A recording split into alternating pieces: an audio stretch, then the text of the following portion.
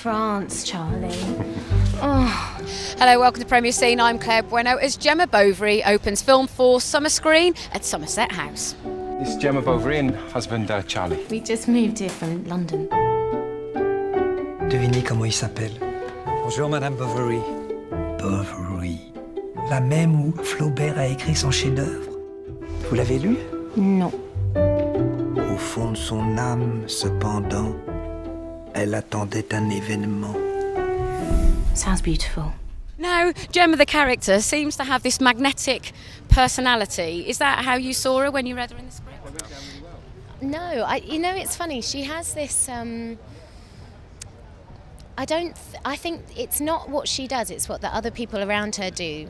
And she's just a regular girl. And I think if she was in London or in Norfolk or in Oxfordshire or wherever, no one would bat an eyelid. It's the fact that she's English and she's exotic and she's different to the people in the village, and they react to her in a different way. And so for me it's quite interesting to play someone who's pretty regular, but has this effect on all these men and she doesn't even realise it.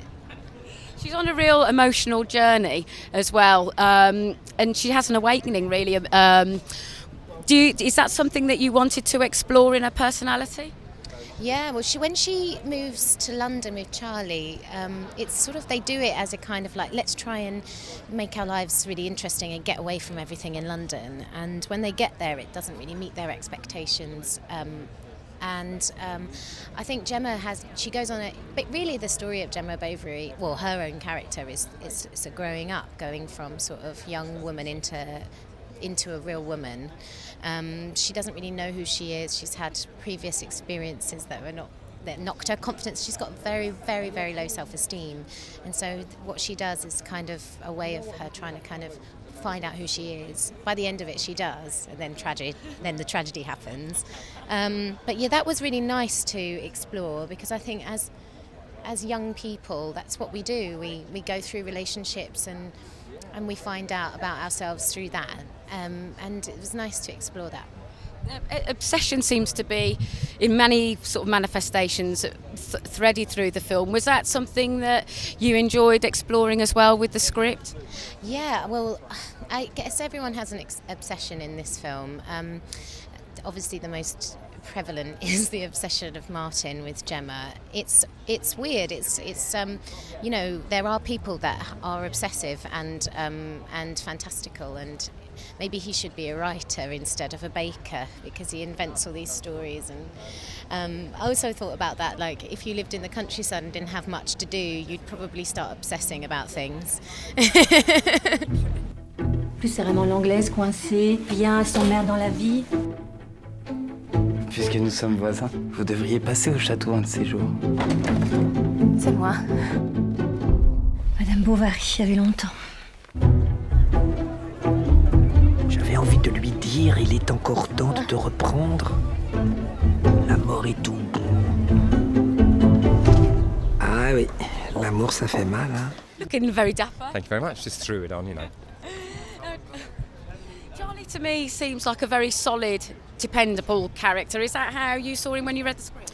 I mean, I think when you're 22 and beautiful, not talking about me, talking about Gemma, those qualities, solid, dependable, are not the most attractive qualities for a bird. I think that's what you want when you're in your late 30s, early 40s. And so I think he just got her at the wrong time, I think he got in front of... If Charlie had met Gemma Bovery 20 years later, they might have had a chance.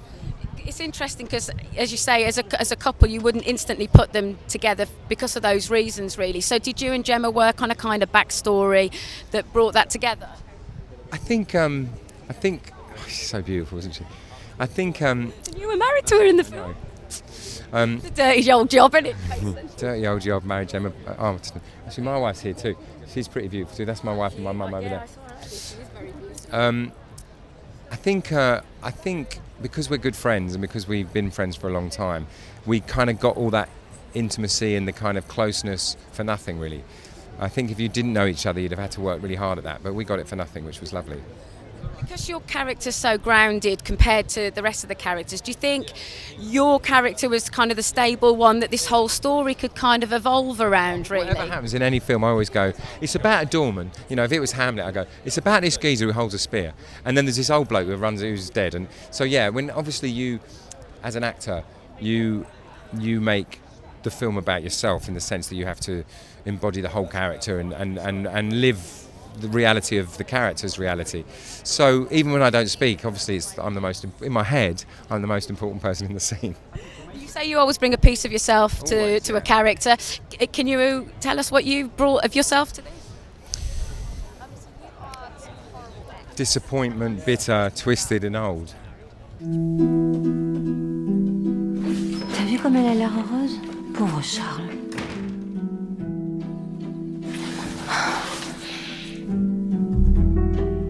Charlie, can we talk?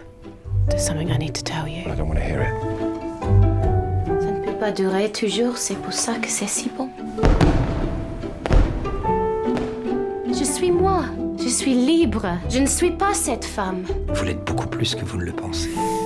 This story it's an enchanting tale, isn't it? Yeah, well, it's I guess it's a woman who's on a journey of love and loss, and she, she kind of goes through a painful end. Now, for your character, he seems like somebody that's used to getting his own way. Is that how you saw him?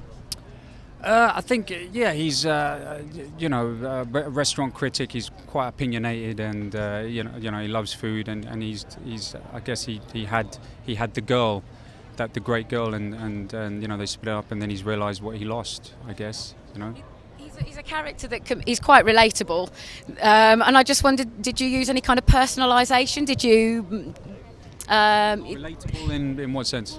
There are many people like him. Really, a lot of men out there who are scumbags. I didn't say that. Oh, no, okay.